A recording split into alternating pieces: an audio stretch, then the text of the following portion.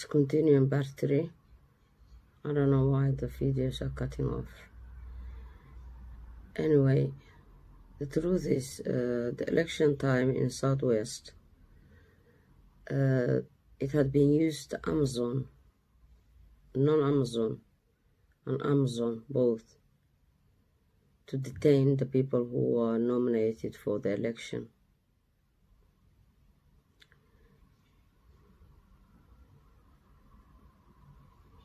Our guys in prison. In the Galmudug time, their people had been let go. But there was another guy had been detained called Janan. He was let go, and they told us that he escaped. I don't know how he escaped. He escaped and he started fighting the other side. That was the fight was going on in Bulahawa location. Jubaland, they are not fighting with it. They are negotiating with it. Puntland people they are negotiating with it. Who are these people? Well, Jubaland had been given away, used to belong to Rahaway, but British give it away to signed for them, even though they know that it belongs to Rahaway. To Jubaland people, Ahmed Madowa. Ahmed Madowa is from Ogadeni. He brings all the people lived in Jigjiga to Kismaya. We are not part of the power sharing in Jubaland. Even our people are there because the land was ours. But who is Ahmed Madowa? Ahmed Madowa is Darot.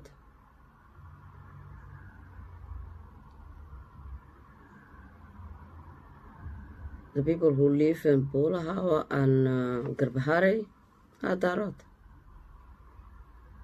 Even though that location also belonged to Rahaway, Gida.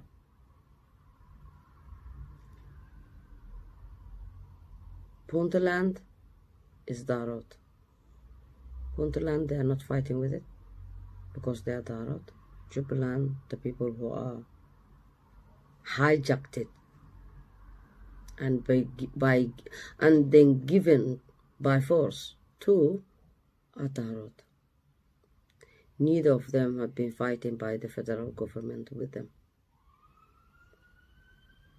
They are giving us a show that they're saying, oh, we're going to fight with the Jubaland, we're going to fight with this, but they're all talk. Rahaway, nobody gave a chance. The British, the Italians, they both know from Nasibund to Europa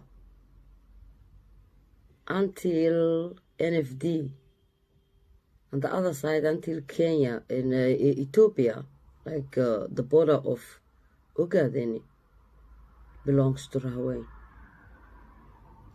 Those areas called between the two rivers, Alt Jubane, is that what they knew for those people. Our name used to be Alt Jubane, but now Juba belongs to somebody else today. But if it's not Darotism and if it's not tribalism, the government which exists in Somalia today, why only they fight with Rahaway and Galmudug? Why they only fight with the Southwest? And the way the Southwest haven't been forced Galmudug, because Galmudug been paid a lot of money to give up themselves. Besides, they've been given so much time for negotiation, which haven't been given for Southwest. Who's Galmudug? Hawiye. Who was Adan Ade Hawiye, the first president of Somalia?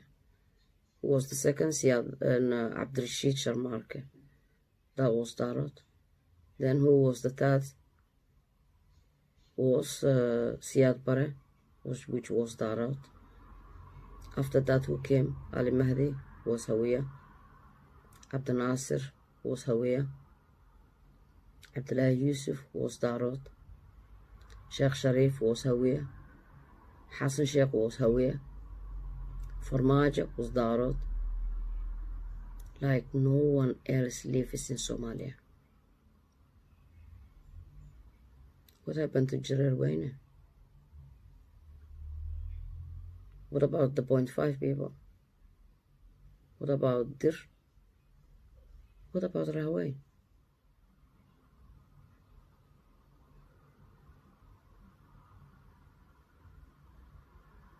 The money that being paid international community to Somalia to support stability, to help people to go back their homes, to make a peace and harmony. It's been used for both sides of the presidential who came into Somalia past few years. They used the money for personal gains,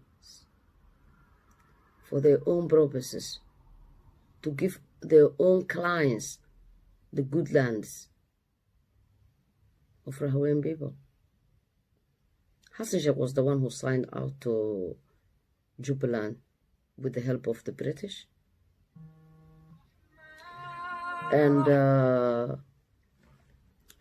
what can I say?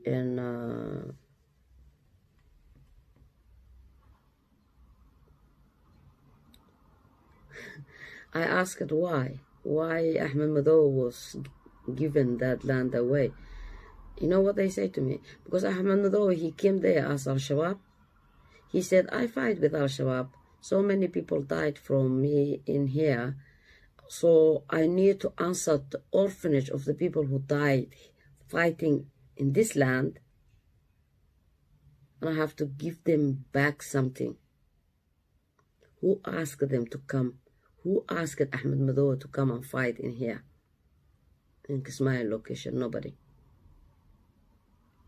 This is why I'm saying the one who have got a gun is the one who takes everything. But what I'm wondering to ask the international community, whoever wants to get the oil of Kismaya, this land belongs to Rahawain. Rahawain were not involved. They were taking their land by force.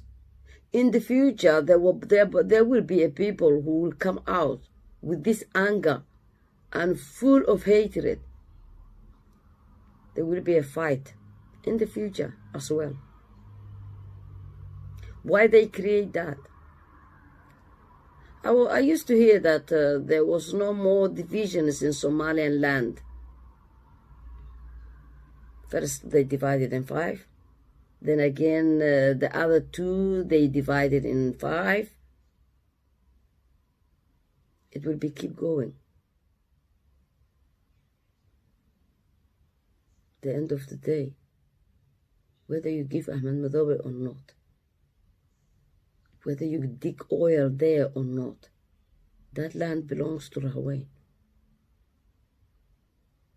One day there will be a young boys that say that no, our land cannot be taken away. Who's gonna answer to them? It's more fighting, isn't it? Somalians don't care. This climb thing or tribalism thing is going over the edge. People become full of hatred. When people are being sold like an animal in the camps. The MPs, they bribed like nothing. If they refuse the bribe, they were thinking that the other side will think that these people, you see, they are thinking so they have to go away. They will be killed. So they rather take the bribe, pretend that they are going along with them. for survival. Just a way to survive. Just a way to survive. Why can't the international community, if they are renegotiating the stability of Somalia, they know everybody's map, everybody's location. They know where Hawiyah lives in central Somalia. They know where Somaliland lives. They know where Jubaland lives and Puntland. Jubaland, where it used to be called, was Alta Juba, Pasta Juba. They know who belongs to that land. The people are in Helding now. We know that they belong that in Ogadeni. Why they haven't done exactly the way the map was before the renegotiation? If they really, really want Somalia for stability,